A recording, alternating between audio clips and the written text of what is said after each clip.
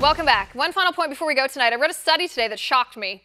A third of teenagers in the U.S. haven't read a single book in the past year. Not a single book. Now, I know every young person in the country isn't going to be a library lady like me and carry a book around in my purse, but dude, you gotta read books. There are good reasons why. So I put together a list of advice for millennials and Generation Z as you head off to college for the year. My first piece of advice, read a book. Read lots of books. Read as many books as you can get your hands on.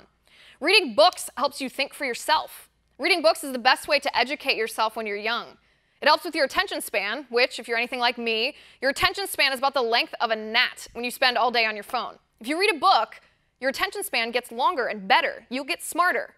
If you want some book recommendations, let me know. I'll send you my book list. Also, going to a bookstore, poking around in a bookstore is the most fun thing to do. It's a good place to start.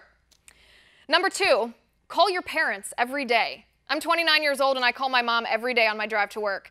These people know you better than anybody else in the world. Your parents have already given you the love that you seek on Facebook. They actually do like everything you do. They support you. They're interested in everything you do in your life. Your parents are your biggest fans. Don't take that for granted. Your parents are also wise, even if they dress like dorks. They've been through what you're going through. Don't fall for that ridiculous millennial idea that parents don't relate because they're too old. If you have a problem with a boy, your mom probably did too. If you don't know whether to switch your major or not, your dad probably struggled with that too. Call them, talk to them, listen to them.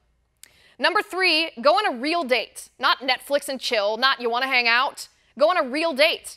If you're a man, ask a girl directly if she'd like to go on a date, out to dinner with you, and men, pay for the date.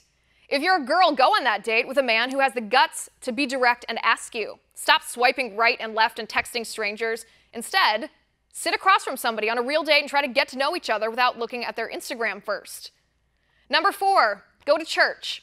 Part of the reason our nation is so obsessed with politics, part of the reason politics has devolved into tribalism is because people look to politicians and political ideology to be their savior instead of looking to our real savior. Get to know God. Jesus Christ loves you. Learn to love him back. God has a plan for your life specifically. That plan is better, more fantastic, and more fulfilling than anything you could do on your own. Learn to listen to God so you can follow his path. Number 5, make friends who share your principles and values. I know you're going to be told that making a diverse group of friends helps you understand other people's points of view, and that's true. There's nothing wrong with that. One of my very best friends is Jewish and a liberal. I'm Catholic and a conservative, and I love her to death. But one of the things I'm most thankful for in my life is my group of close girlfriends who share my beliefs. We live life together.